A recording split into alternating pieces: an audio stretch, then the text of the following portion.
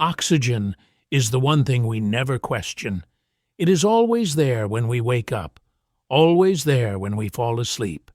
We plan our future assuming it will never change. But history shows us something uncomfortable. The systems that support life do not collapse loudly. They fade, slowly, quietly, and oxygen may be one of those systems.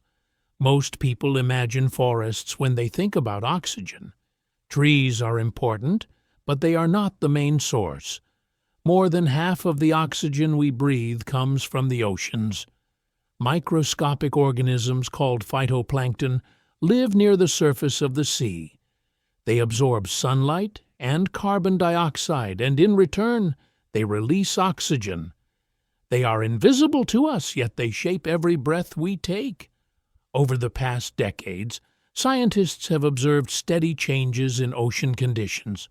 Water temperatures are rising, acidity is increasing, nutrient flows are shifting. These changes may sound small, but for phytoplankton, they are life or death. In several regions, long-term data shows declining productivity. Not everywhere, not all at once, but enough to raise concern.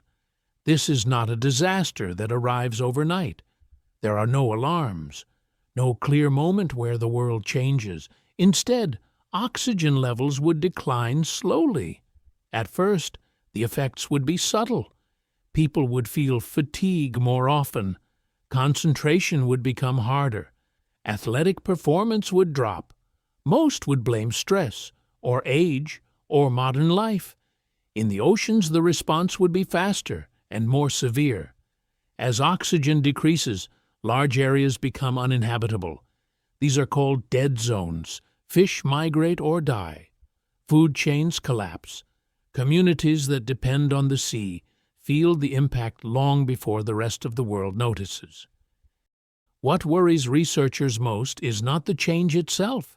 It is the point of no return. Oxygen production relies on balance.